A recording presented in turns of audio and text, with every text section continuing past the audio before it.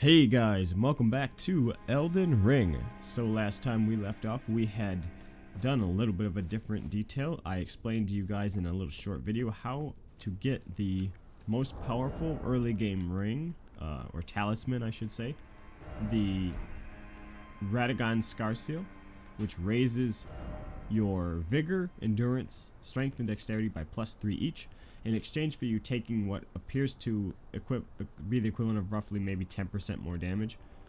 You can see things going from like 16 to 7, 14 to 5, you know, about a 8, 9, 10% damage reduction or increase compared to getting an extra 100 almost an extra, about a 90 extra HP, an extra 5 stamina, a significantly higher equip load, etc. And then of course we can add more HP to the mix by using the Crimson Amber Medallion, other things of that nature.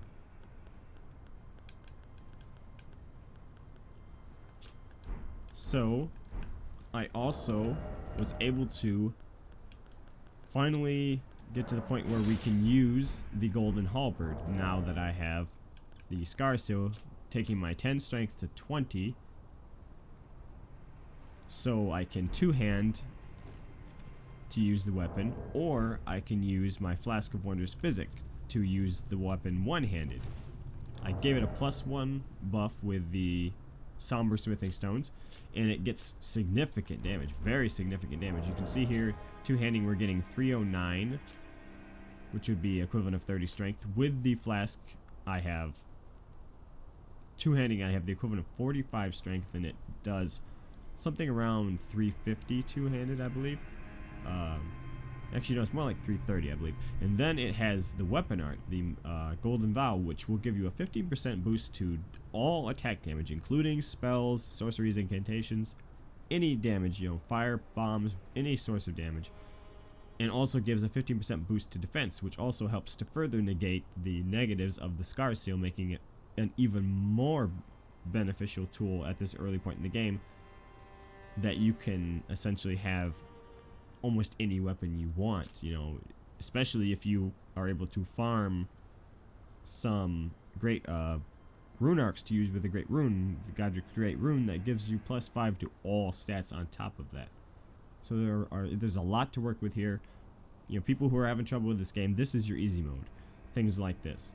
So with the weapon art, I was getting around 380 with the weapon two-handed with the weapon art, with the Sacred Scorpion Charm giving about an 18-point boost to the holy damage, about a total of 380 attack rating. So it's a very powerful weapon. I tested out, it's definitely beating out the Winged Scythe. Of course, two-handing it, you know, with the high, you know, the strength is going to be much higher, so that's to be expected. But without any other messing around here, let's get to the point of this video, which is to finish off the secrets of Stormveil Castle. Not least of which is the continuation of our question as to what's going on over here.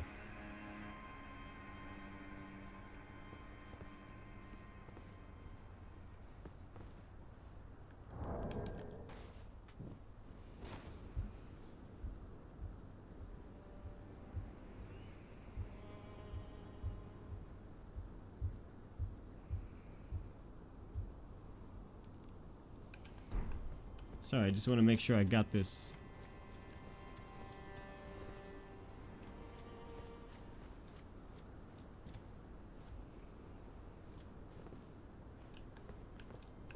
I believe this is the right. I think we can drop down here without dying. Yes, we can, okay. I just wasn't too sure about that. I should have probably just dropped a prism stone. This is my best guess as to how to get down here. This really appears to actually be the way.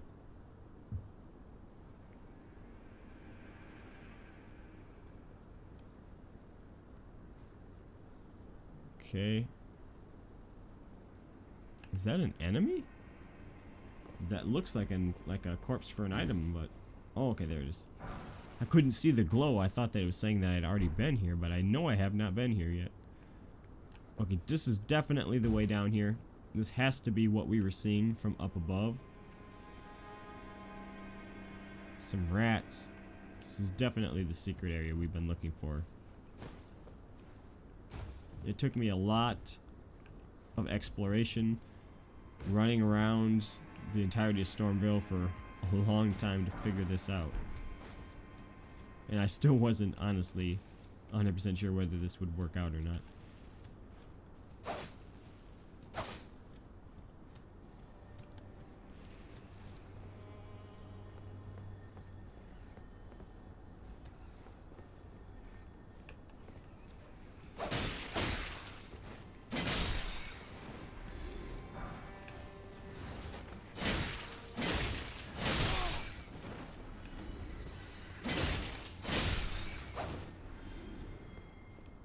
As far as farming gold rune arcs goes as well, I was told by somebody that rats actually will drop rune arcs, similarly to how rats drop humanity in Dark Souls 1, because the rune arc is obviously the equivalent to the ember, human effigy, humanity items from the Dark Souls games.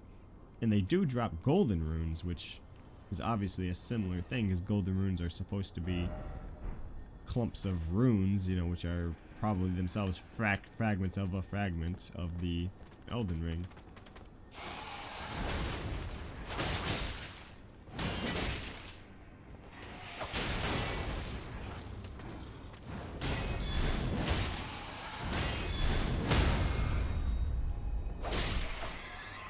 However, I've yet to see them drop any rune arcs in my own experience, so we'll see.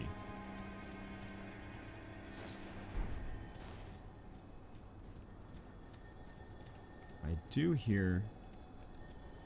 Oh, there he is. Okay.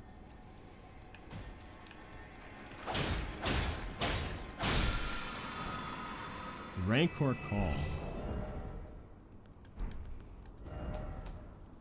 Fascinating, okay.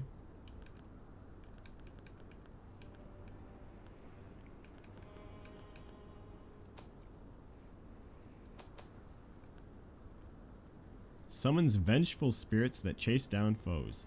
16 intelligence and 14 faith. Yet another one of these int faith hybrid builds are getting the attention that they finally deserve, and I'm happy for you. I'm gonna let you finish, but faith builds had one of the greatest I mean, come on, man. Give me something for regular faith. We just look at all of this. I mean, I purchased a lot of it looks a little lopsided, but I purchased all of these. These, I haven't purchased a single sorcery. These are all things I've found. 7 different sorceries. As far as finding versus the aspects of the Crucible. And then the 2 Black Flame spells coming from a prayer book. So I found 3 versus 7. And there's plenty more int scaling swords, so I feel like we kind of get the short end of the stick as faith builds in this game. At least so far. However, let's take a look at it nonetheless. It is a sorcery. Sorcery of the Servants of Death. Summons vengeful spirits that chase down foes. Charging enhances potency. Once thought lost, this ancient death hex was rediscovered by the necromancer Garrus. Now that is really cool. So maybe I'm mistaken here, but it seems to imply that there is yet another school of magic in this game. We already know of the existence of glintstone sorceries, like Comet. We know about the Digger sorceries, which are a unique heritage of glintstone sorcery. They're still glintstone sorceries, but they're different, right? Stone Digger. We know that there are, if I could find them, staffs that enhance the Digger sorceries, right?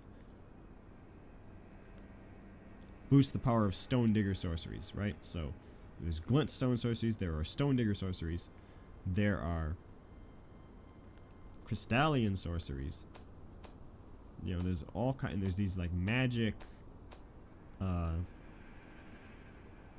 astrologer type sorceries. There's a lot of different types of classifications and schools of magic in this game. And there's the Carrion sorceries, these gravitational, cosmic ones, and now it seems to be death sorceries.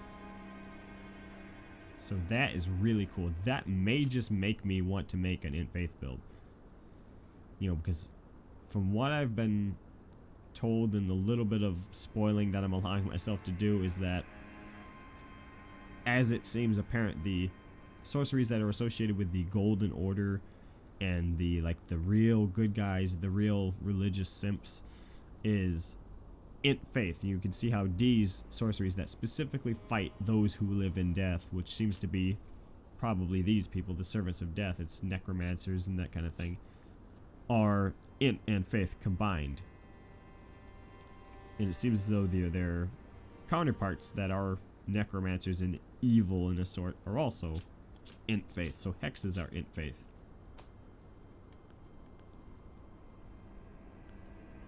So it may actually be worth doing a bit of an Int Faith investment here. Hard to say, you know, it's a tough decision. Because I do kind of want to do a paladin still.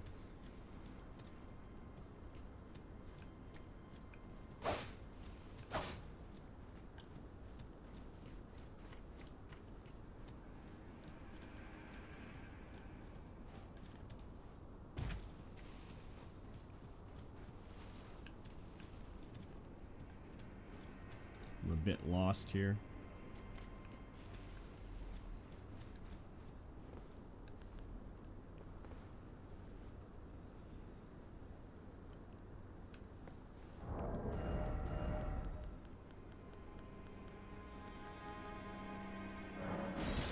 Now that we've got a chance, it looks like there's going to be... This is clearly some kind of an enemy boss field. I'm really good at... I have a perfect track record of guessing this, so... I'm going to chug my flask here. So I can have my halberd, and I'm going to give it a chance to check this out and see how it works. I'm on heavy load, so I'm going to have to...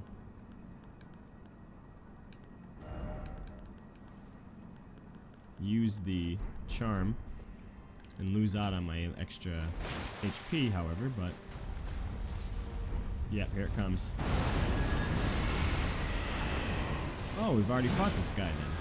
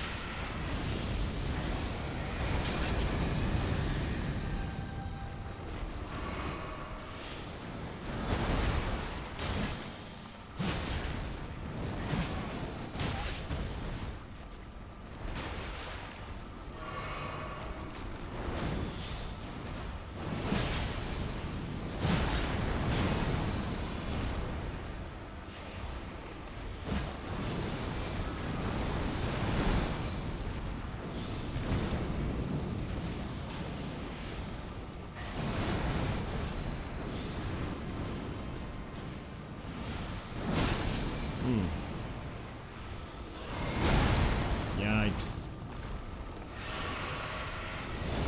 Another tree spirit, too.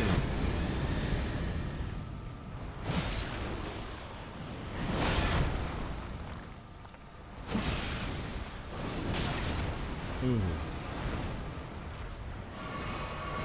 No. no, I didn't mean to chug 2. Ah, crap.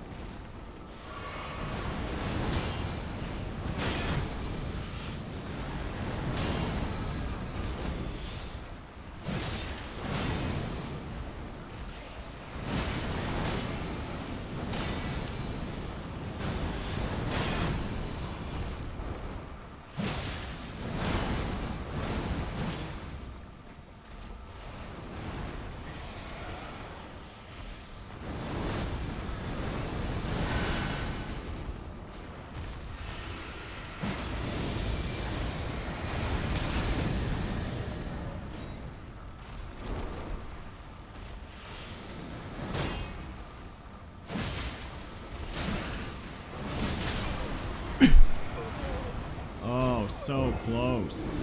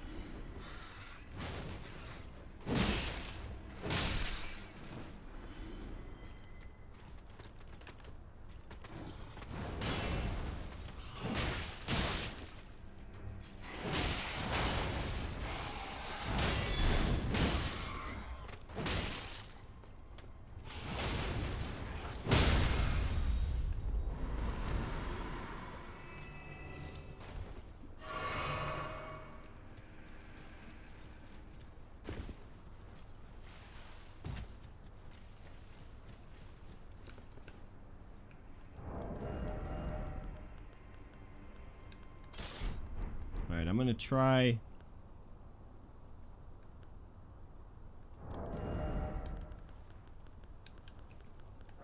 I really was doing a lot of damage with that weapon, though.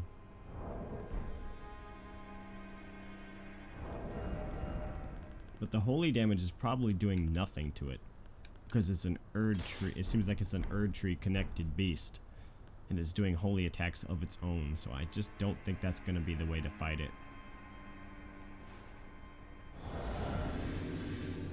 So I'm going to try something here.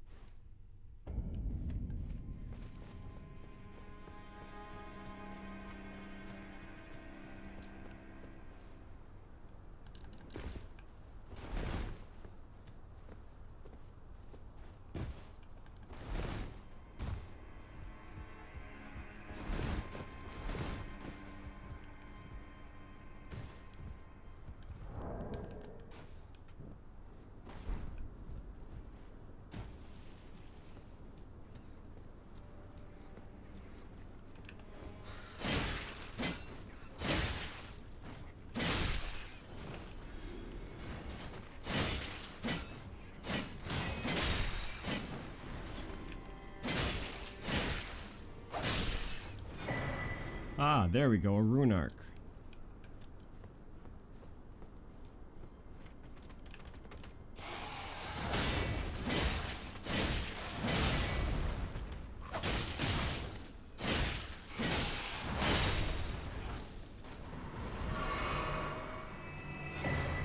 Another rune arc, actually. That's actually surprisingly good. You know what? Why not? Let's try one.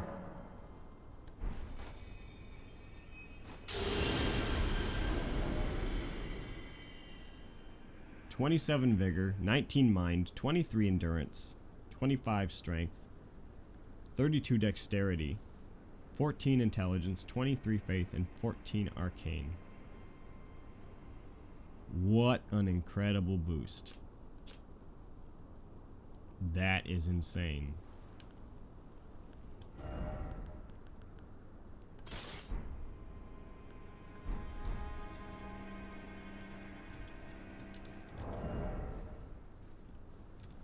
$870 HP.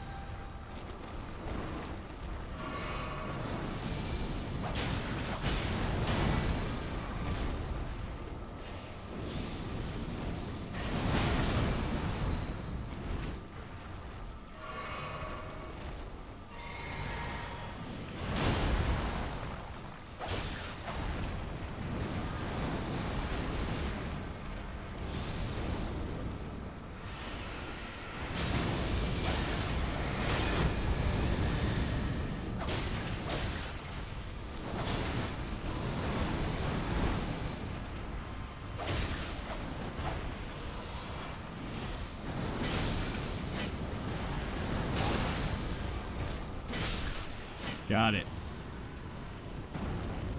Okay, we had to resort to some extreme measures, to say the least, but we got it. That was the same enemy as that other boss as well, but this one definitely seems a bit tougher. Maybe it's my imagination, you know? But shoot.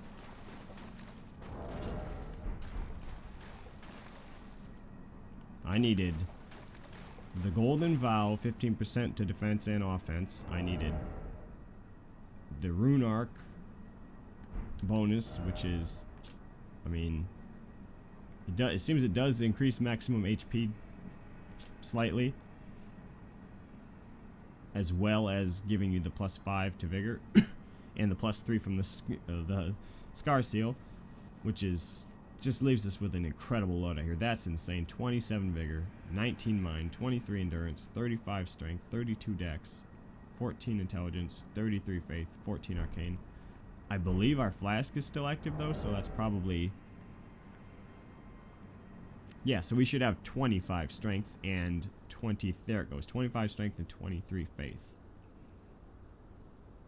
So if we can farm some Rune Arcs, you know, it might make the game a little easier.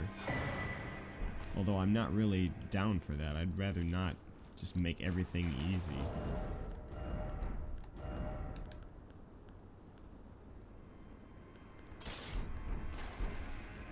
I really am a big fan of this new torch.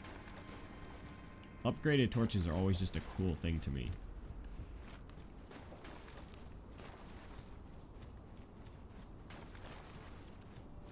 Alright, so what's going on down here other than that? We have 2 golden seeds now, I believe.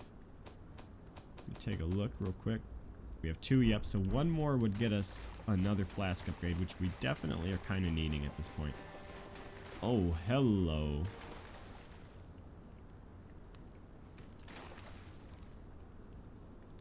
This looks like one of those giant octopuses. But it's like a big face. Prince of Death's Pustule.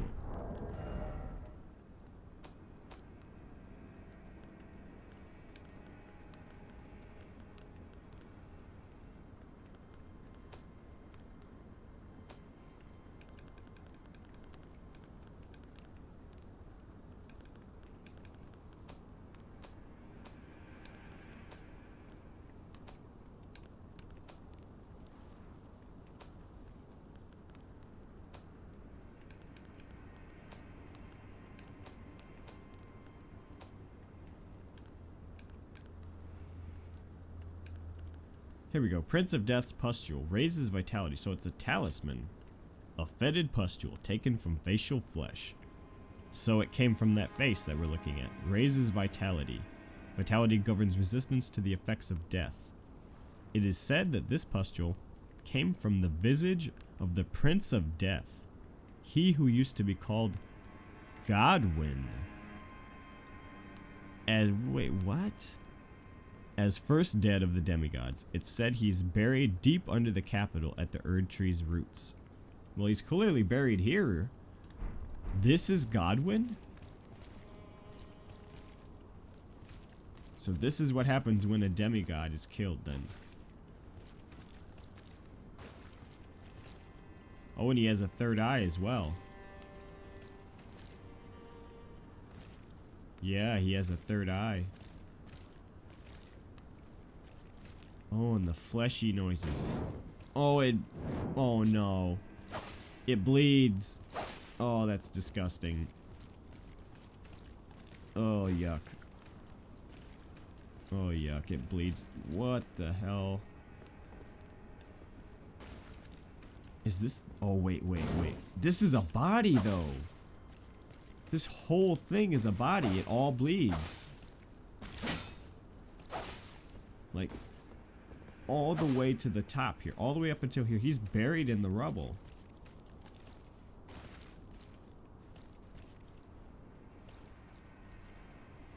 Like, yes, the face is pointing down like this, but I think his head like detached like from the body and turned around upside down though, because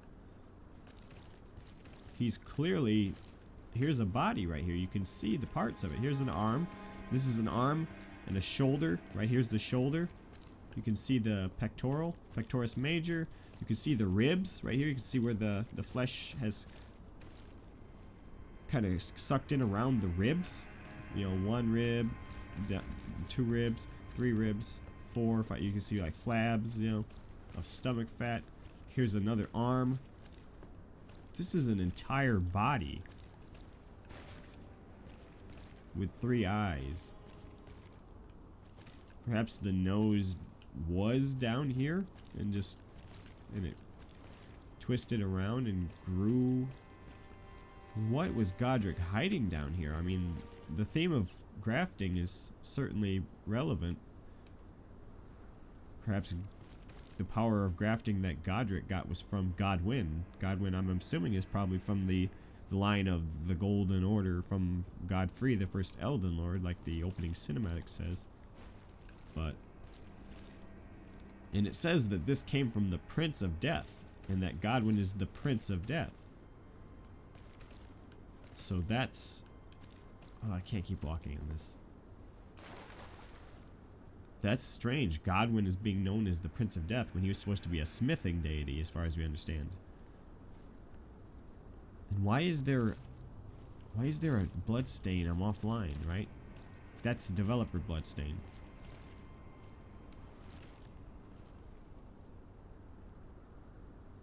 Oh, now it makes sense. This is what broke Rajir's legs. This is why he's in the round table and unable to move. D mentioned something about him. This is what he was looking for then. He was looking for the corpse of Godwyn. But if it still has blood in it, then is it really dead? I mean, I think a very appropriate quote here, that is not dead which can eternal lie, and with strange aeons even death may die. H.P. Lovecraft. You know, this is the authors of Bloodborne we're talking about here.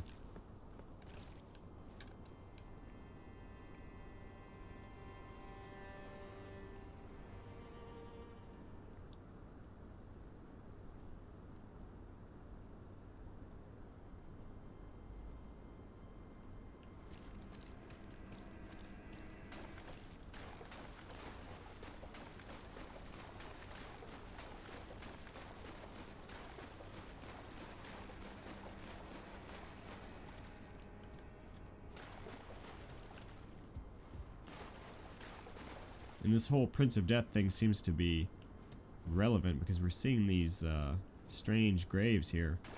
They look like maybe Viking pyre burials where they light the boat on fire and send them out to sea.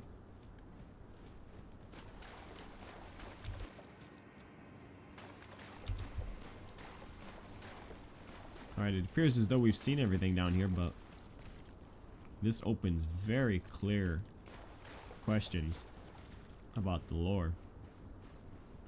Why the hell is this down here? Who put it here? Why is...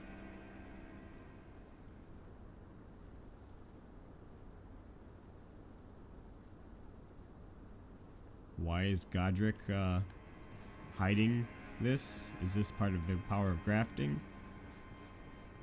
Did he graft part of Godwyn onto himself? How long is this ladder going up? Holy crap. Gilligan would be just squirting everywhere seeing this thing.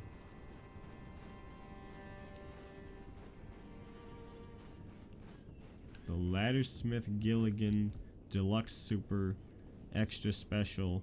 What the hell? How long is this ladder?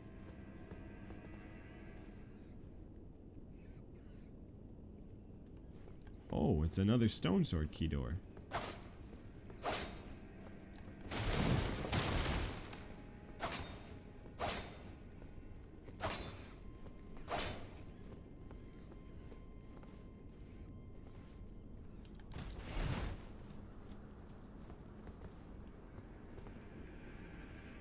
Oh, it's right here. It's this place.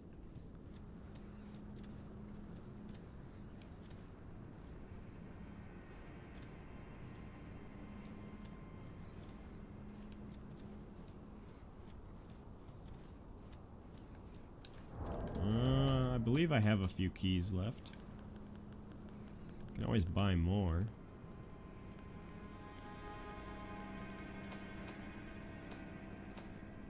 We have 5. Yeah, why not? I'll use one.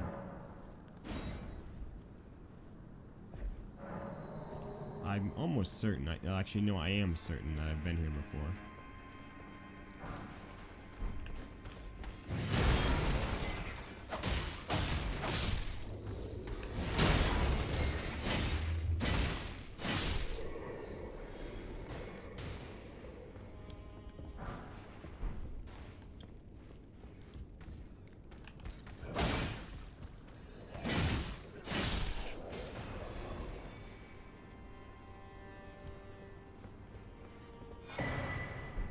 Oh, I did not even have the iron wet blade.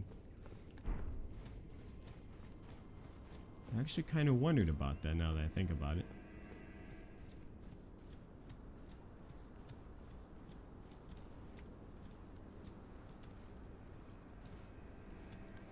And that explains how to get the item that was up here then.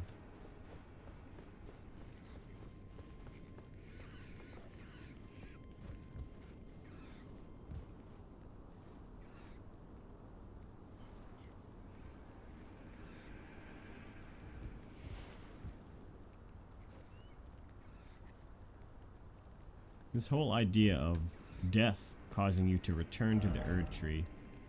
It makes me wonder, we've seen two of these Erdtree tree spirit enemies. One of them was in the Cave of Knowledge, in the Fringe Folk Heroes Grave, which is a grave of dead heroes. So of course the Erdtree is going to be like reaping the souls of the dead to bring it back to the Erdtree, right? As in some kind of angel of death kind of thing.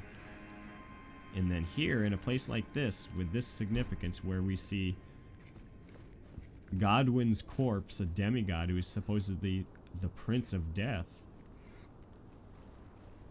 and we see another one, and there's all these funerary procession bodies everywhere.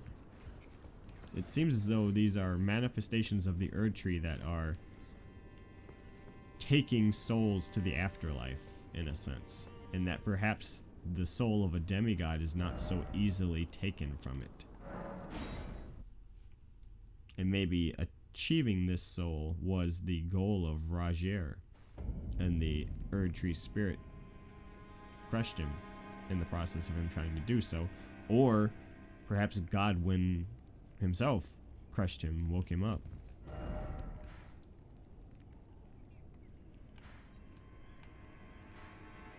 With that said, however, I would love to know what our resident sorcerer has to say about this matter. About this matter.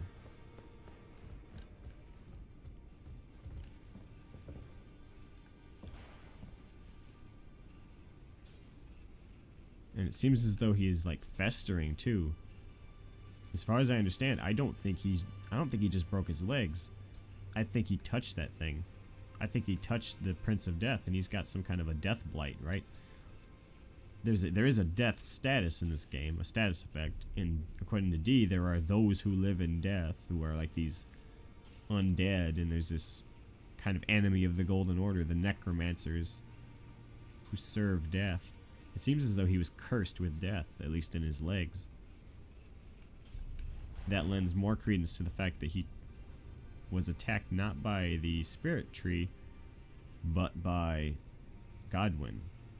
Always good to see you safe. So, what do you need?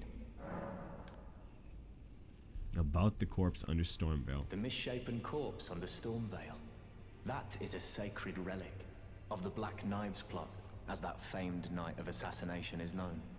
It happened during the golden age of the Erdtree, long before the shattering of the Elden Ring. Someone stole a fragment of the Rune of Death from Malekith, the Black Blade, and on a bitter night, murdered Godwyn the Golden. That was the first recorded death of a demigod in all history, and it became the catalyst. Soon, the Elden Ring was smashed, and thus sprang forth the war known as the Shattering. I once wished to become a scholar, you see. I've spent many an hour scouring the archives for knowledge of that fateful plot.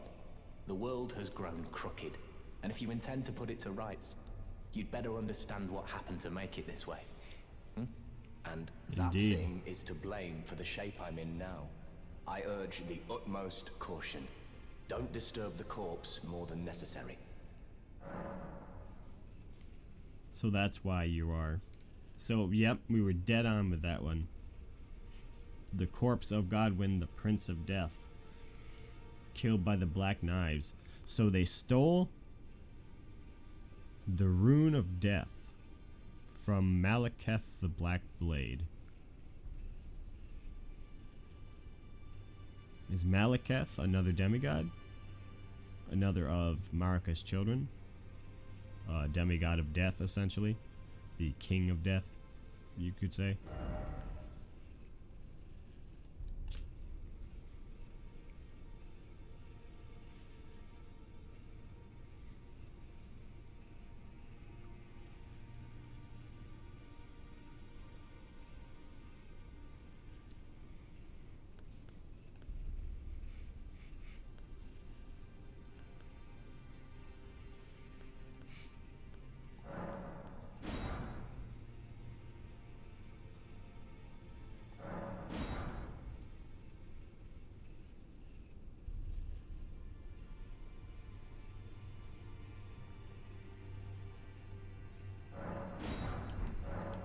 I know I'm not going to be using sorcery on this character, at least unless I...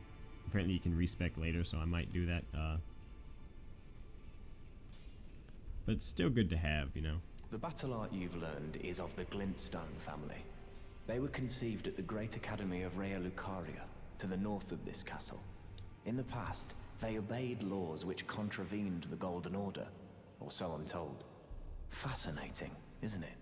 That the Golden Order was pliable enough to absorb practices that contradicted itself in the past. With the Order broken, twisted, and in need of repair, such adaptability is more important now than ever.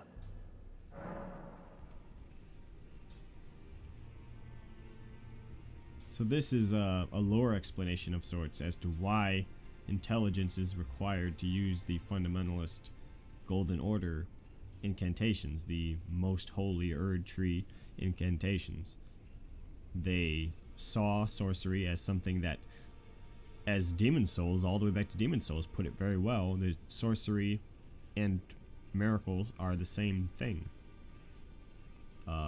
Sorcery uses the souls of demons, and the Great One is the god worshipped by the Umbasa folks of Demon Souls.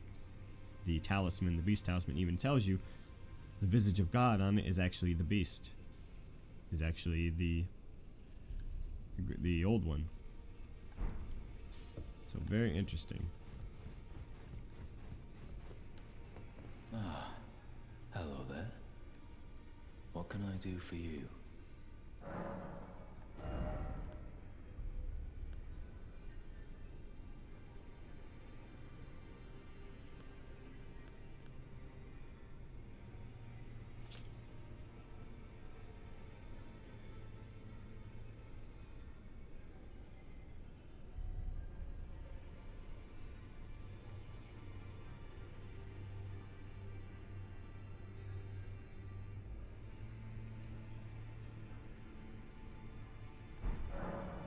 Can't talk to him about Roger, which is a little disappointing.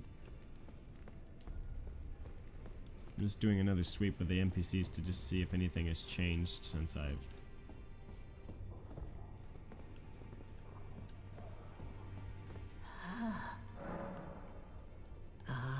The children of the goddess, queen, tainted by the strength and so great. Listen. The greater will has long renounced the demigods. Tarnished, show no indeed. The demigods are each and all the direct offspring of Queen Godric the runt of the lit. Now let the work.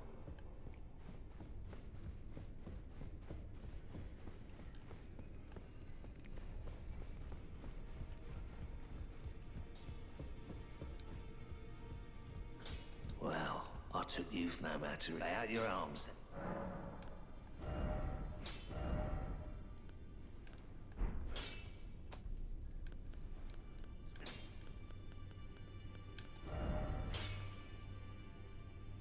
Oh, interesting. Spinning weapon could be attached to the Knight Rider flail.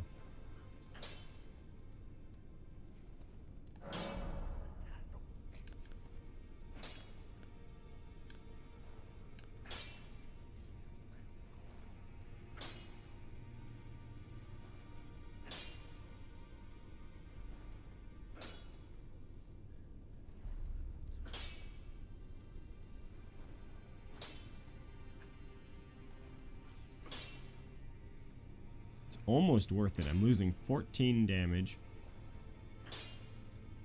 and gaining, losing 14 in the physical and then gaining 13 in my scaling. So a keen flail is almost worth it. How about a quality one? No, not even close.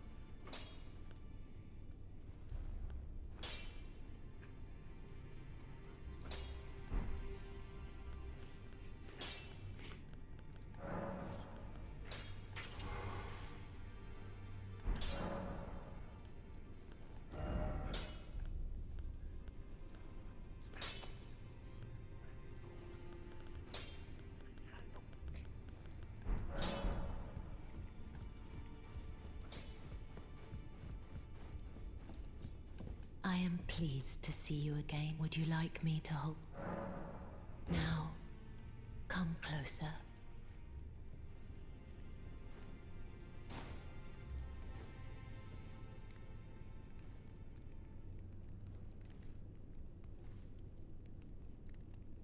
You are so very warm.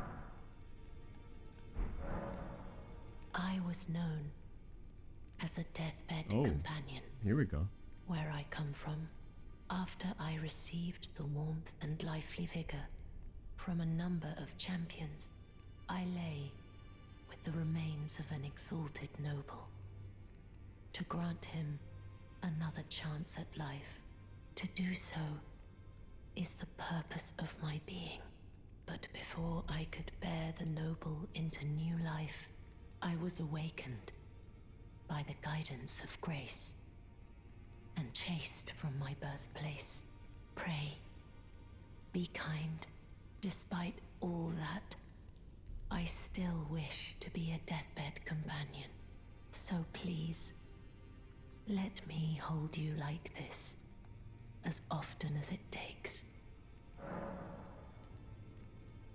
Do you know? My dear, have you ever heard of Black Knife Prince? This is new. Dear Roger likes to talk of them when abed, and the ancient plot in which the first of the demigods was slain.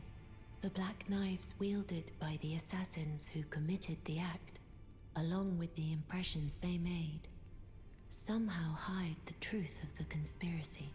These grand affairs are hardly my forte, but dear Roger began to weep as he spoke.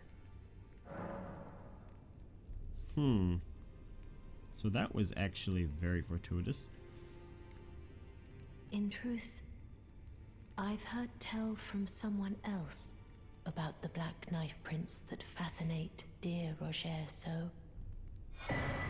Knife print clue. Okay, it's showing a location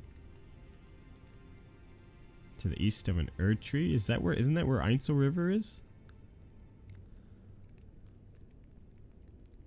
Might not be. But it wouldn't be right to give this to him, stuck as he is in the round table hold. Perhaps you could make use of it? You found a simple map. Check in inventory. I wonder how many other opportunities I may have missed to talk to her about things. I am pleased. Would you like the blessing is... Would you like... Then good day. Hold on, let me read this first. I have to figure out what this is about here. A clue to the whereabouts of a black knife print. A simple map given by Fia.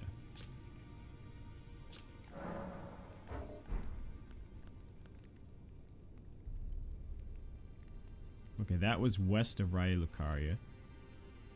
And this is in a... looks like a riverbed sweeping east of a minor Erdtree.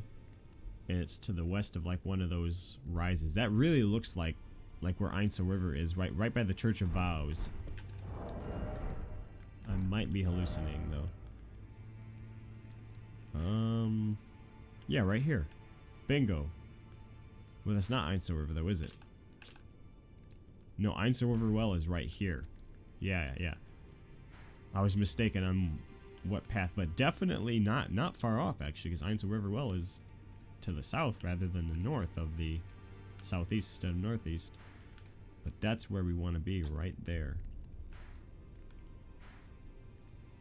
And to my knowledge, actually, I don't think we have been to this Erdtree yet, the minor one.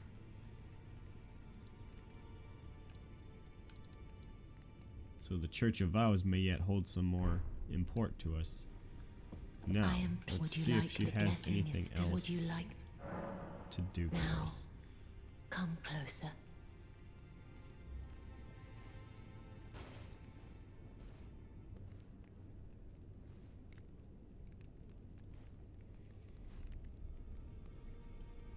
You are so very warm.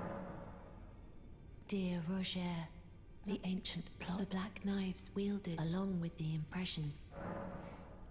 Knife print. So they're talking the impressions they made. So it seems like it's talking about like some kind of a fingerprint. Dear Roger, the ancient plot. The black knives wielded along with the impressions they made. Some. Then good day to you.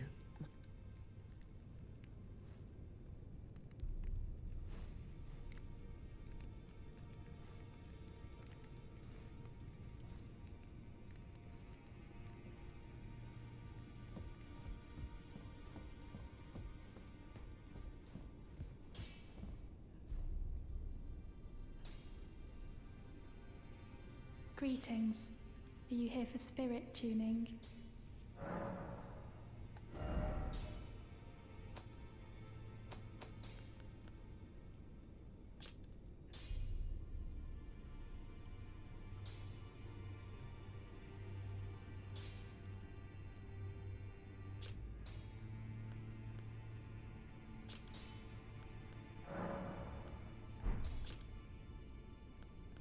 Strange, it doesn't tell you.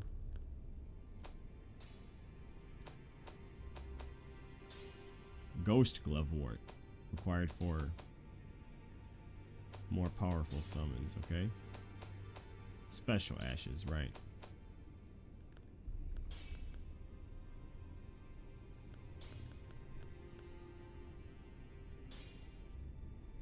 I would rather not use this because I don't even know what it does. You know, like what does increasing them to +2 do exactly? You'd think they should have some stats for them.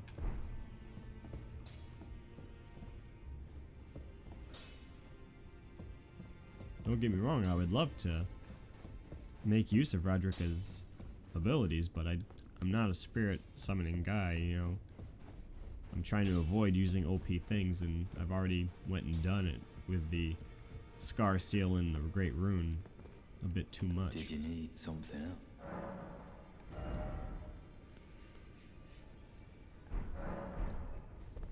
I do need something else. Actually, I need to talk to you about getting those runes, appear to be doing well. getting the incantations.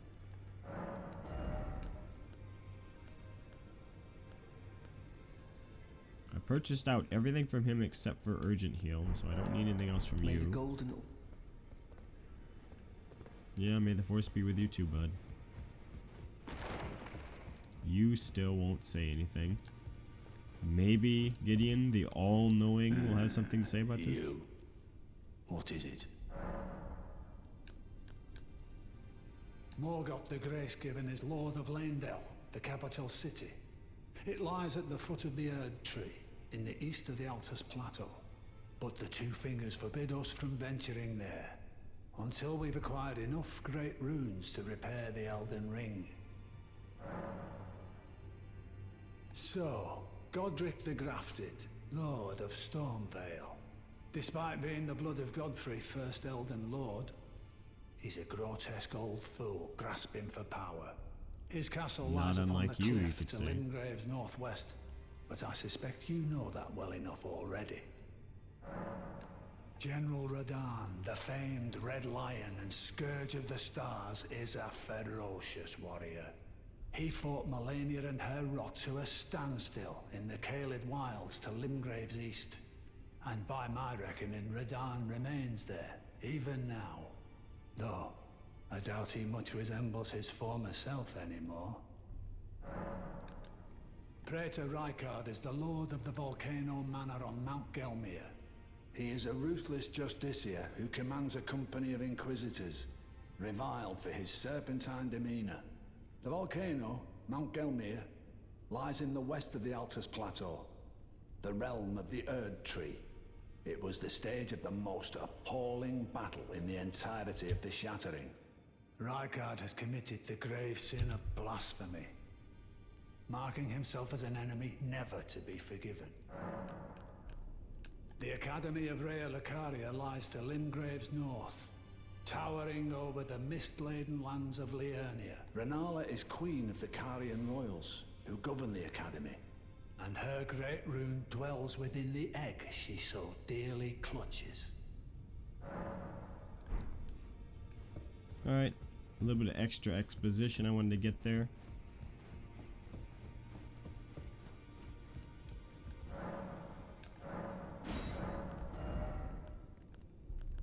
We can buy some more rune arcs from them.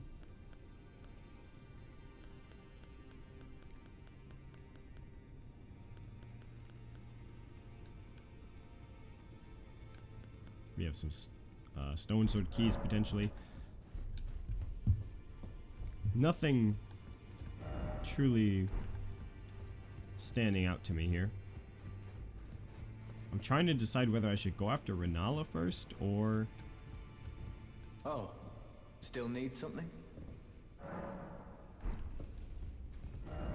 to make moves toward this new side quest that we have.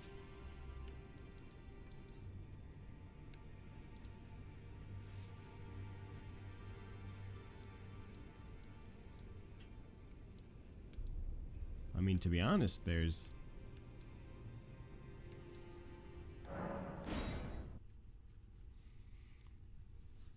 it's a double-edged sword. If I get killed trying to run after Renala, then I lose my Great Rune, which is kind of a pity.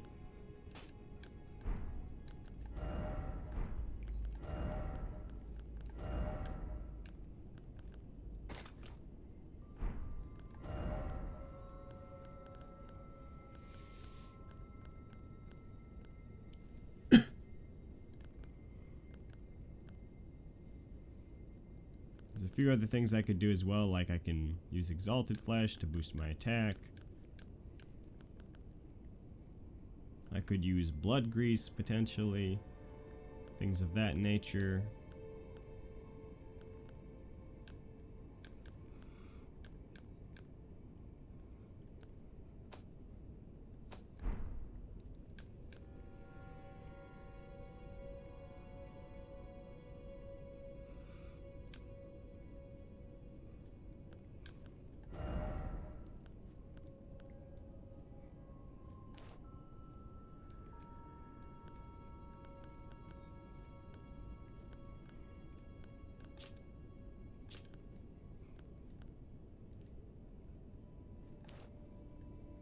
Yeah, 876 HP. That's going to be a big boost. I think we're going to be fine with that, honestly.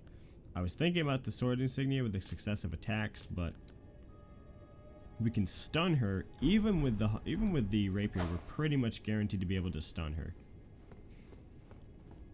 Oh, did I? Yeah, I'm in the wrong. This is not the right place.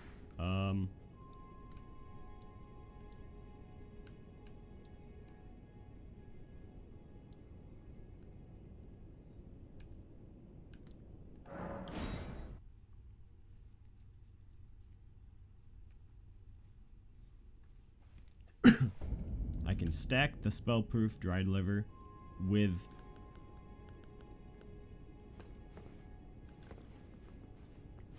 the magic defense spell.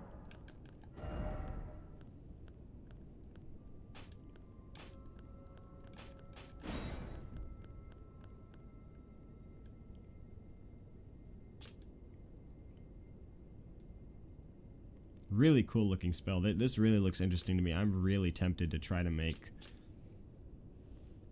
a character with like an int faith kind of hybridization. I might mess around with high strength and to use the halberd and a few things, and then just go for maybe like a 16 strength kind of character. Maybe run with like 13 plus the scar seal to get 16, and then put those extra couple points into intelligence. I could always try using the masks, those like the Carlos mask and such, that just to kind of test the spell out. But let's just take a look here real quick. Magic fortification, we want that.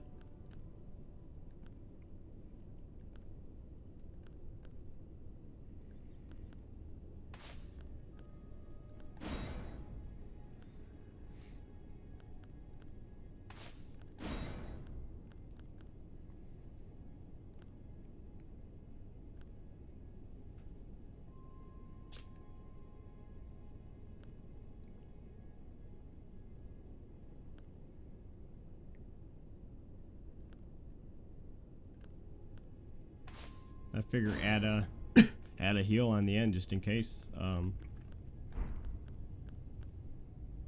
I can't think of anything else that would be of much use to me at the moment here. I'm probably not even going to be using those. I might use Black Flame Blade, but I don't think it's really necessary. I think what's necessary is to get out quick attacks, because it seems as though I believe even the rapier was able to stun her with an R1. So if I can just get out attacks fast, then I'm pretty much golden. Just stack spell resistance, get out my attacks as quick as I can.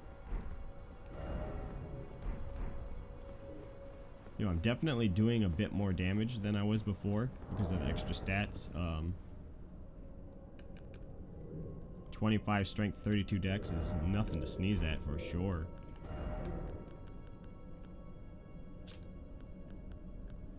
Funnily enough, it's actually doing more damage than my flail at this point. With the same EC scaling. 136 plus 61. 137 plus 51. That's one thing to note though, is that I actually should, can I still wear it? Oddly enough, yeah. Huh. Oh, and that's right, magic defense. Do I have anything better?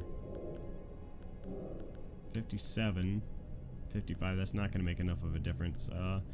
If I could use the Carrion Knight shield, I'd be set, you know? Or if I could use this one. This would be a wonderful shield to use. However, I don't think even with the flask, right? 25. Yes, with the flask I could use this actually. It would definitely put me over the limit, but 15 intelligence. Yeah, here we go. This is perfect then. Okay, so why don't I swap out for the imp head, which gives me 16 intelligence, and now lets me use the Carrion Knight shield without any kind of messing around here. It's full on, has all the stats to it, 71 magic defense. It doesn't have a weapon art, so it doesn't interfere with me at all. It's the same, yeah, 71, 72, so it's pretty much identical to the Eclipse shield, although it doesn't have the guard boost though, but I don't need a flask to use the thing though. I can switch back and forth, and I can still cast Black Flame Blade if I need to, or Black Flame to launch at her, but I probably would just really should not be doing that. I think magic fortification is the way to go. Frankly, with this shield, I don't think I even have a problem anymore. I don't have enough stamina to use Oleg.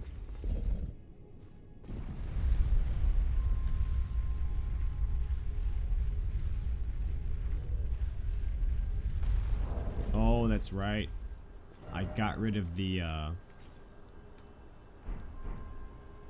well, let's try it. It doesn't matter.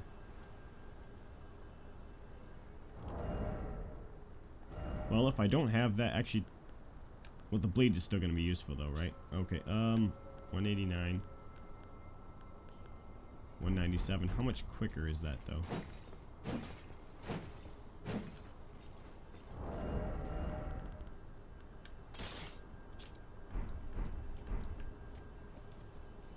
I think we'll be fine. Let's do it.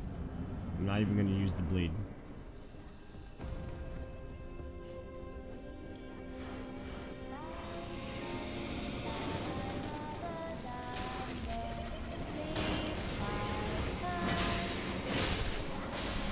Yeah, right. And you only have to hit them once.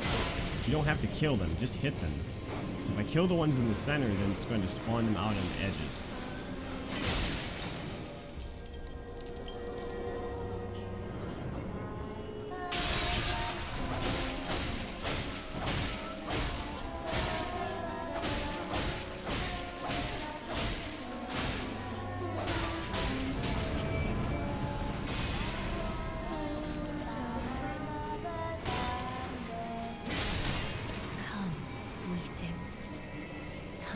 be born anew.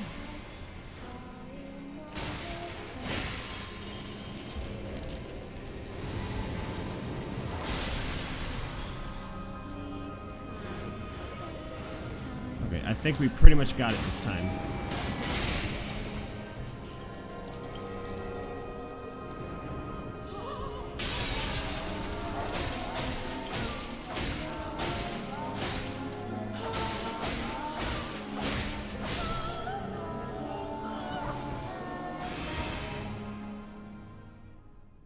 Okay.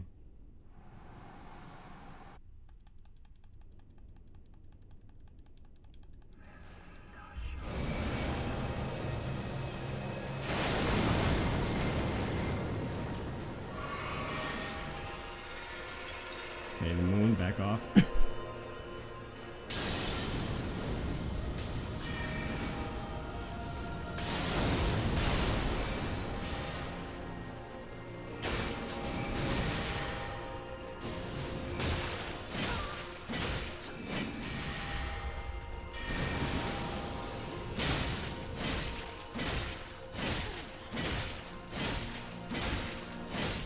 There we go.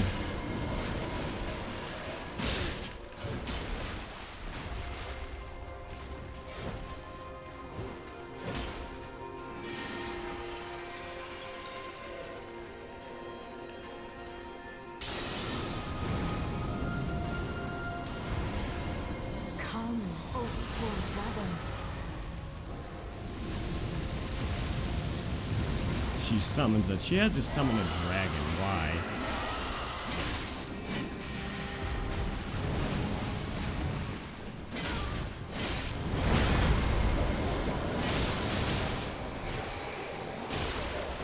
Crap.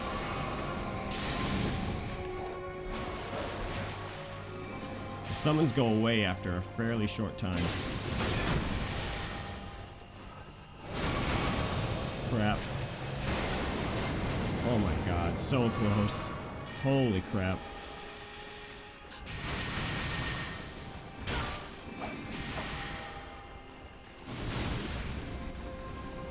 Come, O sworn giant. Crap. Oh my god. The insanity of how close this is getting is just ridiculous.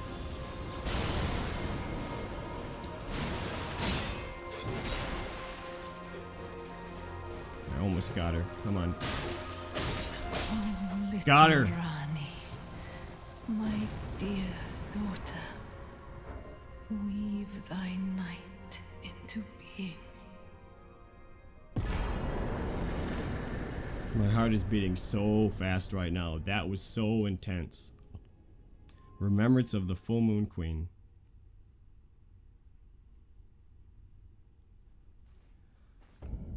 I think I understand the fight now. I was just not leveled up enough. I was not prepared enough. Stack the hell out of the magic defense. Magic defense shield. That's what saved me. Let's be honest here. That's what saved me. Is I could have just gone with the sage helmets, you know. I had what, 9, 10, 11, 12. Yeah, I could have gone with the twin sage helmet, but that would have really I don't think I would have. I might have made it after a few tries, but having this massive HP increase, getting the Radagon Scar Seal and the Amber Medallion, being able to, you know, that's the strategy, is stack your magic defense, get a good magic defense shield. I probably still could have survived with the brass shield. Like there's a couple of chances where I shot regular black flame. I should have charged it. You know, like whenever she does the moon, charge a black flame or like lob 2 regular black flames. Against the summons, you just run away and then just keep the pressure on her. I think I really got a good strategy for her at this point. Where did he flee, my sweetings? Come Still out alive? from whence ye hide. There are books and light aplenty, dither not. Come out, say I, or will ye be gravestones? to be better born anew.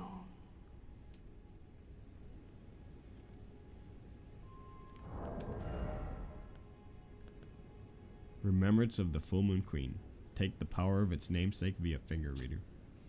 Remembrance of Renala, Queen of the Full Moon, hewn into the Erdtree.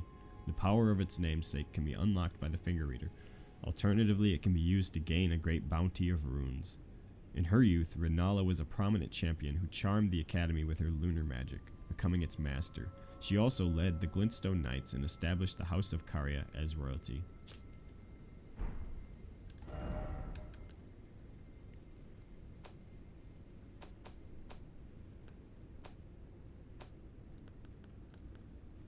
Great Rune of the Unborn, used to perfect rebirth.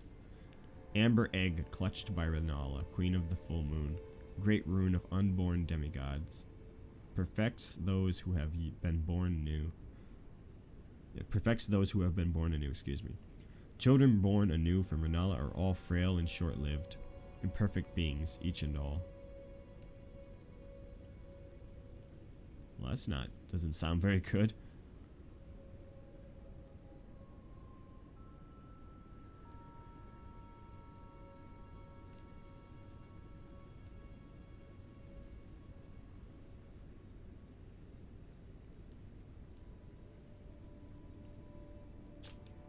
So if the rune is the egg, then what is she holding then?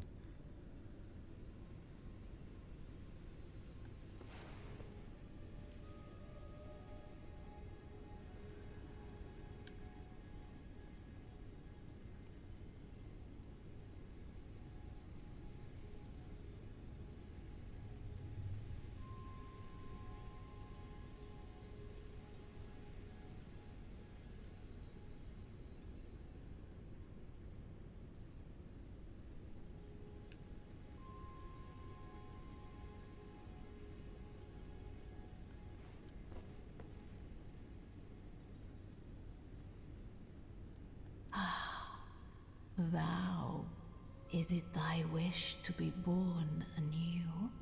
To become a sweeting, reborn of my beloved egg?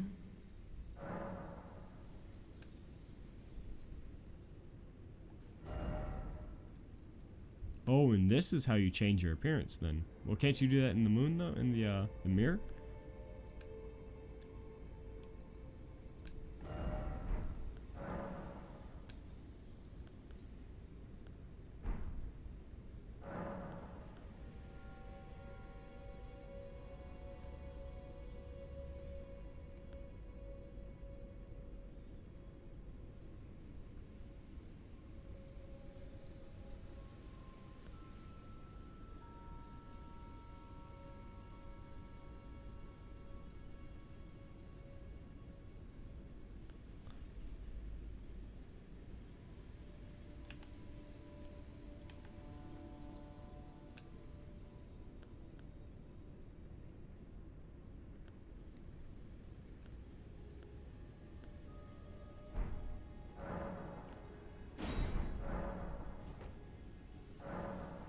A larval tear is required for rebirth. Be not alarmed, nor afeared. I would birth thee as a sweeting, fair and fine.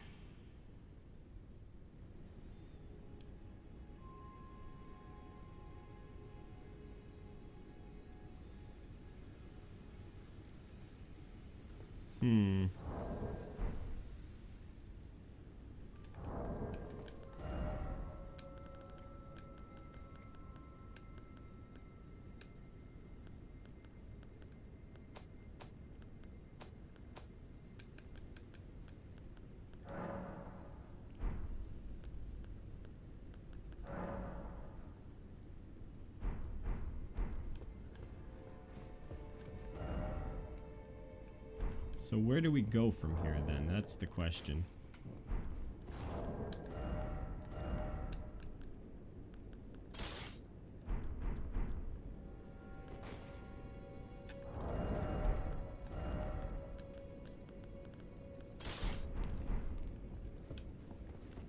Ooh, too much light.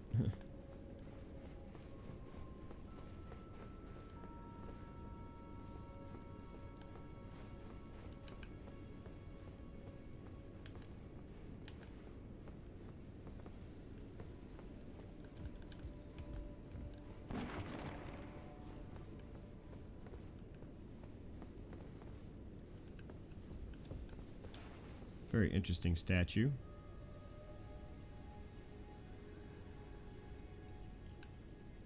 Who's that supposed to be? It's not Queen Marika. Is this Radagon or is this someone else? The first Carrion King. I'm not seeing any exits or any places to further move to. Oh, and there's a chest there actually. Locked. Well, how the heck are you supposed to get into it?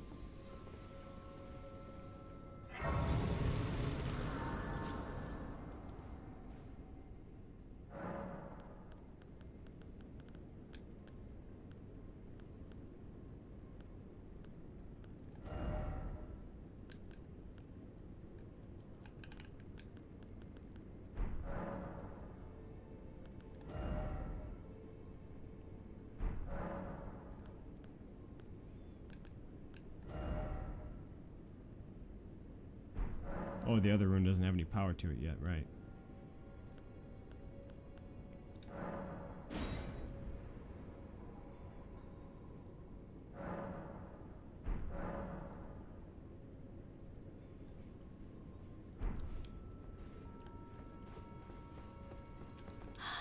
Art thou not?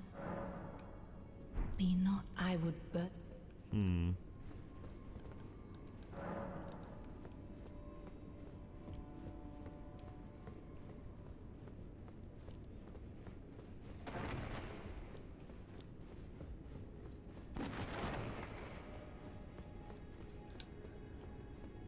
It's a bit unusual.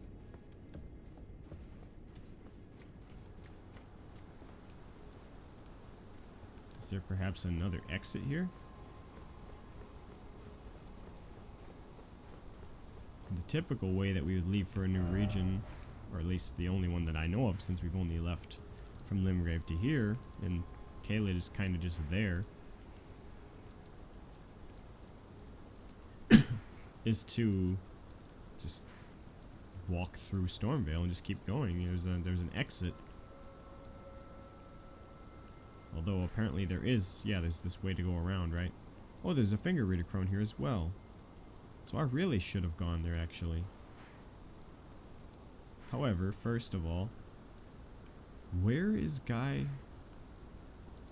Where's the old boy that comes from the Church of Irileth then? Maybe I or Irith. Maybe I should have waited to give him. No. Maybe I should have waited to give him the key because it doesn't seem as though.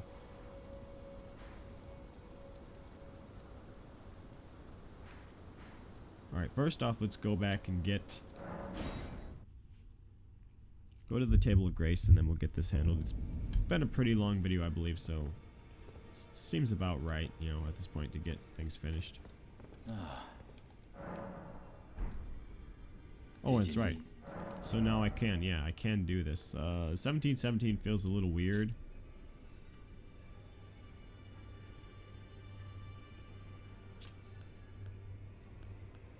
I mean, I could always try it just to see it, but let me get Order's Blade.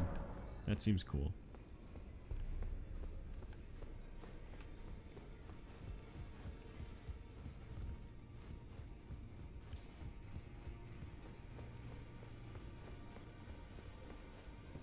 Well then, may the golden.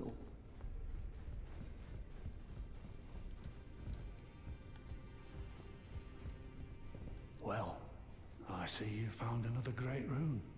Wonderful. You are a worthy fellow tarnished indeed. Make the journey to the capital, Leyndell, that lies to the east of the Altus Plateau, at the foot of the Erdtree. The Two Fingers will deny your passage no longer. You may be our best hope. Find your way to the Elden Ring, for we are tarnished, and we must answer the call of grace. Maybe this is a little bit negative, Nancy of me, but shouldn't we be safeguarding the the Great Runes here rather than just leaving them on my person, or at least leave one of them here, the one I'm not using. I mean, I can understand the idea of I have a Great Rune, it gives me some power, and it sure as heck helped me defeat Renala just now, but seems a bit strange to risk, even with their great power. The Tarnish can keep coming back forever. It seems that, unless it's a last resort. I mean, theoretically, you could also say, why don't we make them a raid boss and just have 50 Tarnish swarm them at once, right? But The Academy of Rhea Lakar. Renala is queen of the Kari and her great rune. So, despite being his castle, as I suspect you know, Morgoth the Grace given his... It lies at the foot of the two fingers for until we've acquired enough. General Rudd, he fought and by my record, no, I doubt. Praetor Rykard is the lord of the Volcano Manor on Mount Gelmir. He is a ruthless justiciar who commands a company of inquisitors. Revile the volcano, Mount Gelmir, it was the stage of the most up. Rykard has committed the grave sin.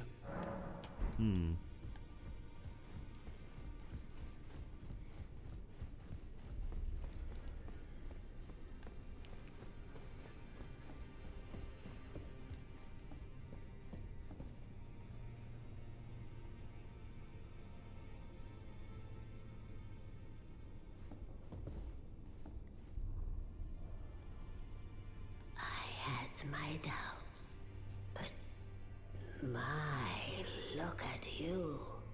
Only once before have I seen two great runes together. Look there. The fingers shudder with exuberance. Fine work, brave Tarnished. The greater will is pleased. You have earned the right to become Elden Lord. Now, seek the Erdtree and an audience with Queen Marika to become Elden Lord and restore the Golden Order. The fingers expect as much from you as they do young Gideon. Take this, a token of farewell. Talisman pouch. Yes. Now, go forth. Become Elden Lord. Wow. So I did not expect things to escalate that quickly. Defeating the things really go forward. Defeating the second demigod, well, Renala isn't even a demigod, but getting the second great rune, they immediately, I'm told by getting immediately, the two fingers will bar us no longer. We can go right to Lando, to the capital, and fight Morgoth. Seems as though they would have expected at least 3 pieces, you know, to repair. They said enough to repair the Elden Ring. 2 is enough to repair the Elden Ring? And all of a sudden they're saying now you will be Elden Lord. They're basically already calling me Elden Lord. It's all in name. It's basically Aragorn, you know, it's like he's already king of Gondor, but in all but name.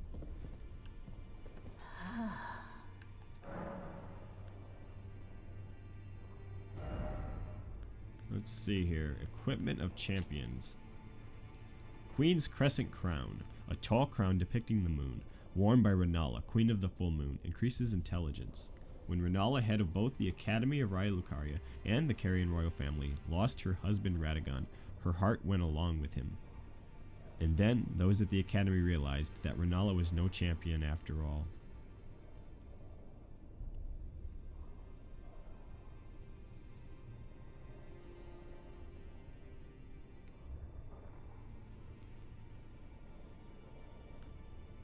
Queen's Robe. Robe indicating the highest order of sorcerer, worn by Renala, Queen of the Full Moon. When Renala, head of both the Academy of Raya Lucaria and the Carrion royal family, lost her husband, her heart went along with them. Same thing, okay. Bracelets. Leggings.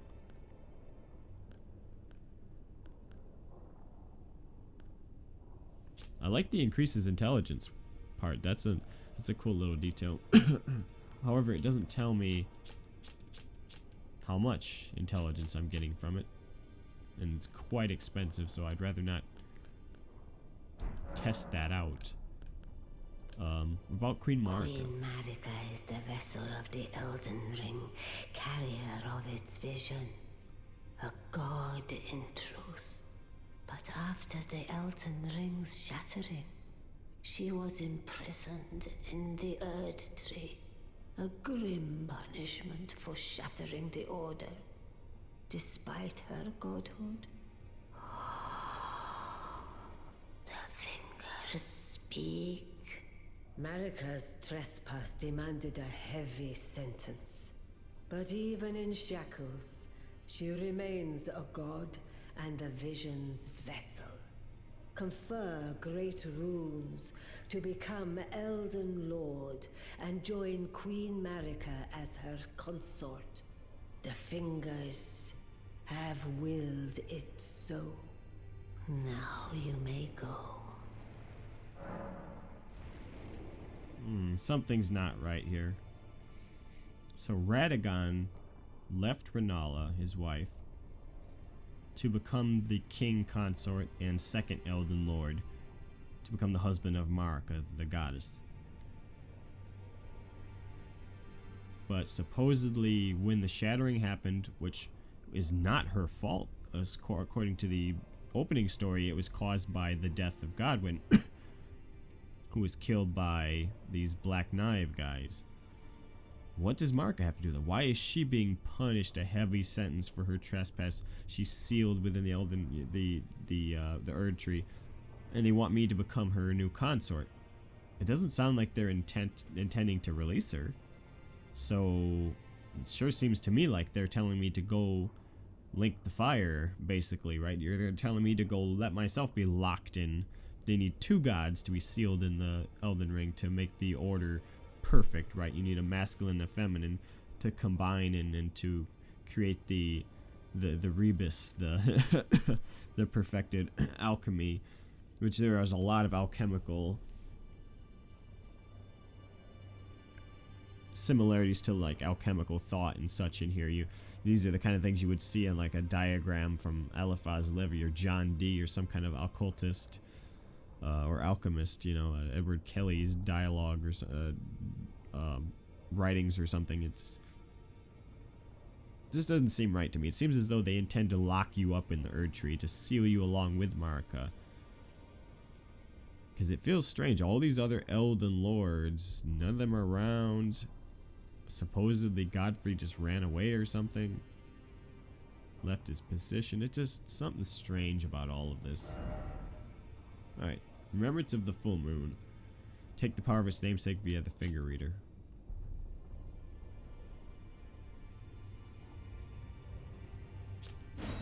We got the Carrion Regal Scepter. 60 intelligence. We have Renala's Full Moon Sorcery, 70 intelligence. Okay, I've got to agree with people that complain about this. That is massive amounts of stuff required. Sorcery associated with the Carrion Queen. Uses the caster as a vessel to incarnate a full moon, then sends it floating towards foes. The full moon dispels all sorcery that touches it, and temporarily reduces magic damage negation for those it strikes. Oh, that's interesting. So maybe that was part of what was killing me so bad, why she was able to one-shot me so easily. Is that once because I was never really dodging the moon so much. I was just blocking it or just trying to run in and get hits in and then just getting the full brunt of it. So if I'm getting a magic damage negation reduction after that, then it's kind of completely ruining my defense incantation. Queen Renala encountered this enchanting moon when she was young, and later it would bewitch the academy. Okay, neither of these spinning weapon.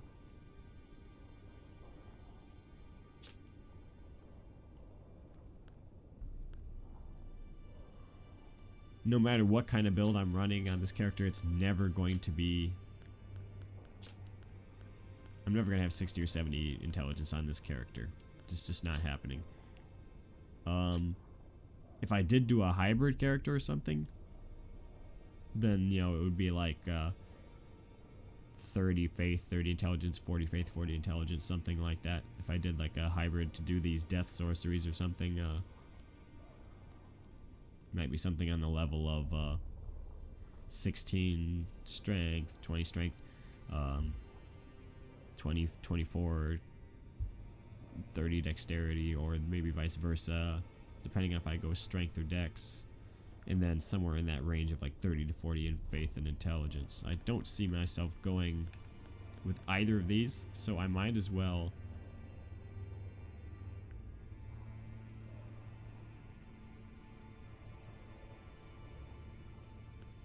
I don't know. I'm gonna make the decision later.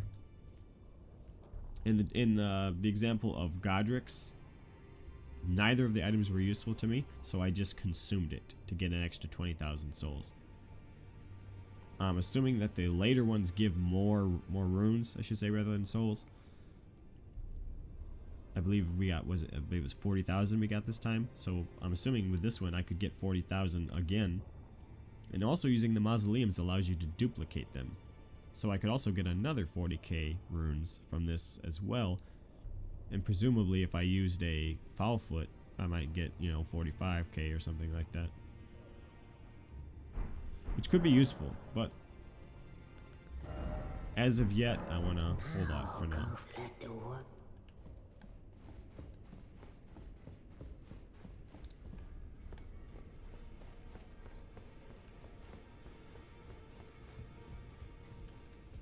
Always good to see. So,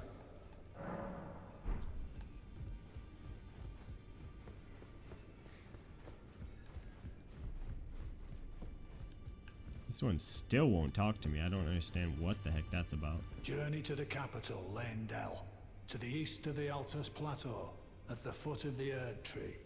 The Two Fingers will deny your passage no longer. You may be our best hope. Find your way to the Elden Ring.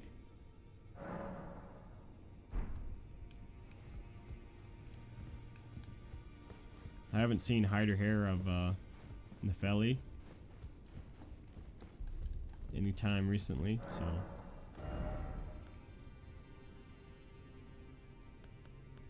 that's a bit of a shame.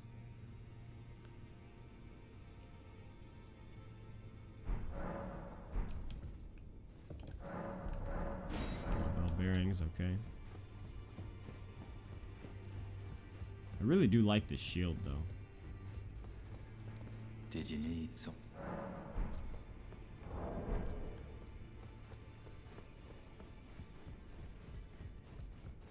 Doesn't seem as though we're going to get any changes at this point then. Well, I took you no matter it. Lay out your arms then.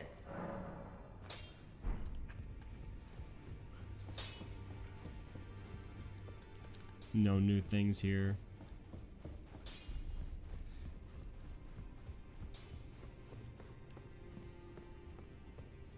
So essentially onwards to the Carrier Manor, and then finish off the small things here. Maybe try to take on Agil, or perhaps Smaragd,